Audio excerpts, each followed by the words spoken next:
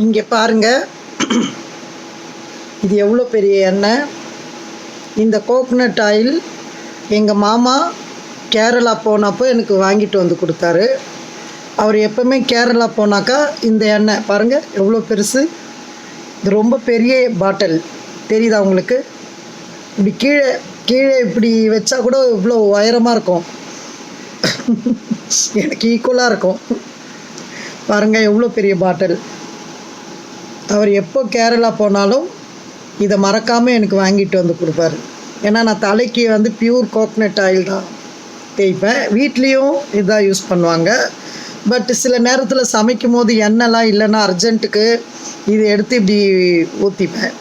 முட்டை ஆம்லேட்டுக்கு, அப்பளம் வறுக்க, அதுக்கெல்லாம் வந்து இதை யூஸ் பண்ணிப்பேன். இது பாருங்கள், அவர் ரொம்ப பாசமாக எனக்காக வாங்கின்னு வந்து, எனக்காக மட்டும் இல்லை வீட்டுக்காகவும் கொடுப்பாரு. பொதுவாக வீட்டுக்காக இதை வாங்கிட்டு வந்து கொடுப்பாரு.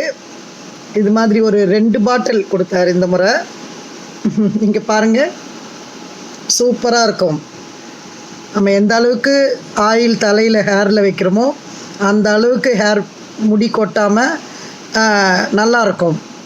லாங் லைஃப் ஹேர் நல்லாயிருக்கும். இது பாருங்கள், அதுக்கெல்லாம் வந்து தேங்காய் தான். முடி கொட்டாமல் இருக்கணுன்னாக்கா தேங்காய் நிறைய தலையில் யூஸ் பண்ணணும், தலையில் வைக்கணும். நான்லாம் சின்ன பிள்ளையிலேருந்து நிறைய தேங்காய். அதனால தான் எனக்கு இன்னமும் ஹேர் இது வரைக்கும் முடியெல்லாம் கொட்டலை. என் ஹேர் ஸ்டைல் நல்லா இருக்குது, அதை அப்படியே மெயின்டைன் பண்ணுறேன். மெயின்டைன்னா பியூட்டி பார்லர்லாம் போக மாட்டேன். நல்லா எண்ணெய் தேய்ப்பேன். இந்த எண்ணெய் தான் கோகனட் ஆயில் பாருங்கள். மாமா கொண்டு வந்து கொடுத்தது. மாமாவுக்கு ஒரு தேங்க்ஸ். நீங்களும் இதை வாங்கி யூஸ் பண்ணுங்கள். இங்கேயும் இருக்குது, லோக்கல்லையும் இருக்குது.